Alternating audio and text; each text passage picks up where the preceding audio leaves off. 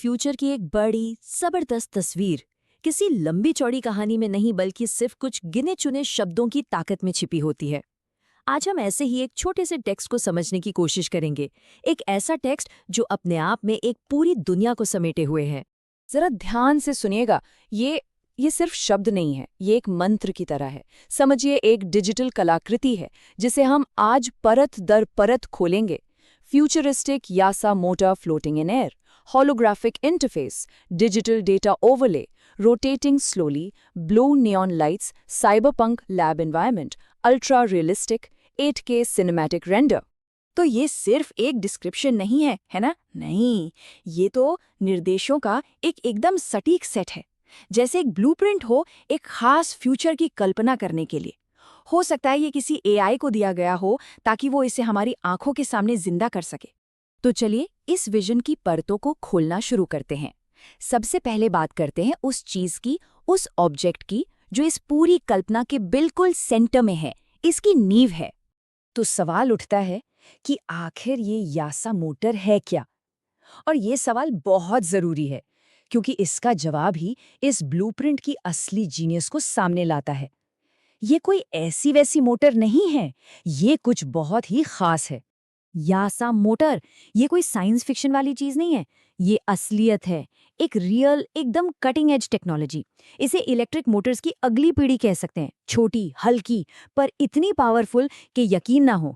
इसका इस्तेमाल कुछ हाई परफॉर्मेंस सुपरकार्स और यहाँ तक कि एरोस्पेस प्रोजेक्ट्स में भी होता है।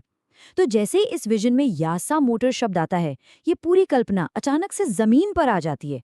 उसे हकीकत का एक मजबूत आधार मिल जाता है। और इस कंपैरिजन को देखिए जरा, इससे साफ पता चलता है कि यासा मोटर को चुनना कोई रैंडम फैसला नहीं था, ये एक सोचा समझा चुनाव है।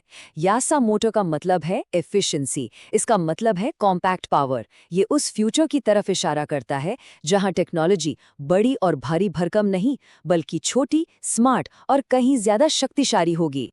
ठीक है, तो हमारे पास ऑब्जेक्ट तो आ गया, पर कोई भी चीज हवा में तो नहीं होती है ना। उसके आसपास एक दुनिया होती है, एक माहौल होता है। और ये ब्लूप्रिंट, अरे ये उस दुनिया को भी बड़ी ही खूबसूरती से बनाता है।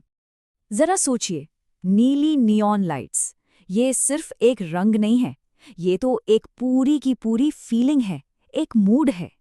ये शब्द सुनते ही दिमाग में एक तस्वीर बनती है ना? बारिश से भीगी सड़कें, ऊंची ऊंची इमारतें और टेक्नोलॉजी की वो चमक जो अंधेरे में उम्मीद भी जगाती है और एक अनजाने खतरे का एहसास भी कराती है। और फिर आता है सीधा सीधा एक command, cyberpunk lab environment. Boom! बस इन 3 शब्दों में पूरा माहौल सेट हो गया। एक ऐसी दुनिया जहां टेक्नोलॉजी तो आसमान छू रही है, पर इंसानियत शायद कहीं पीछे छूट गई है। एक हाईटेक, थोड़ी खतरनाक और बहुत ही रहस्यमयी दुनिया। अब बारी है इस सीन में जान डालने की। वो मोटर सिर्फ एक मेज पर रखी नहीं है। नहीं, बिल्कुल नहीं। वो हवा में तैर रही है, धीरे धीरे घूम रही है। और उसके चारों तरफ क्या है? होलोग्राफिक इंटरफेस है, डिजिटल डेटा है। ये सिर्फ डिटेल्स नहीं है, ये शब्द कहानी सुना रहे हैं। ये बता रहे हैं कि ये मोटर एक्टिव है, ये काम कर रही है और ये बहुत ज्यादा एडवांस्ड है। तो ठीक है, हमारे पास ऑब्जेक्ट है, माहौल है और एक्शन भी है, पर इस सीन को देखा कैसे जा रहा है? मतलब किस नज़र से? क्या ये कोई धुंधली सी सीसीटीवी फुटेज है या फिर किसी हॉलीवुड फिल्म का सीन? ये ब्लूप्रिंट इसका भी जवाब देता है। 8K! अरे ये सिर्फ एक नंबर नहीं है, ये तो एक वादा है, एकदम क्रिस्टल क्लियर डिटेलिंग का। इसका मतलब है कि हर एक स्क्रू, हर रिफ्लेक्शन, हर चमकती हुई लाइट इतनी साफ होगी कि वो लगभग असली लगे। ये विजन धुंधला नहीं है, ये हाइपर रियल है। पर बात सिर्फ पिक्सल्स की नहीं है। अल्ट्रा रियलिस्टिक और सिनेमैटिक रेंडर, ये शब्द असल में आर्टिस्टिक डायरेक्शंस हैं। मतलब इसे किसी रोबोट की तरह नहीं बनाना है बल्कि एक फिल्म डायरेक्टर की तरह बनाना है। लाइटिंग ड्रामेटिक हो, परछाइयाँ गहरी हों और हर एक फ्रेम अपने आप में एक कहानी कहे। ये टेक्निकल क्वालिटी के साथ साथ एक आर्टिस्टिक विजन की भी डिमांड है। तो अब इन सबको एक साथ जोड़कर देखते हैं।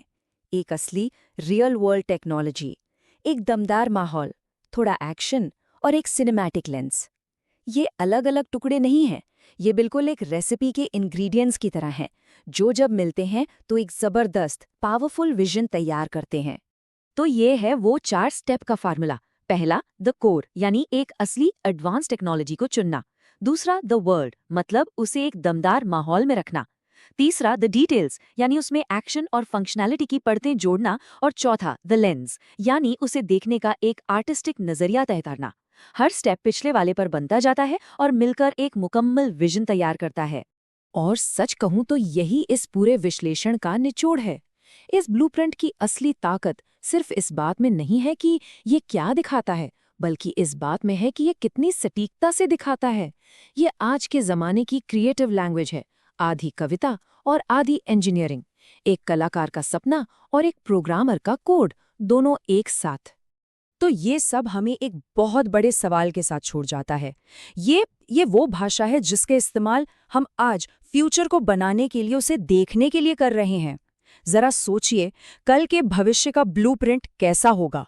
हम अपने आने वाले कल के सपनों को किन शब्दों में बांधेंगे?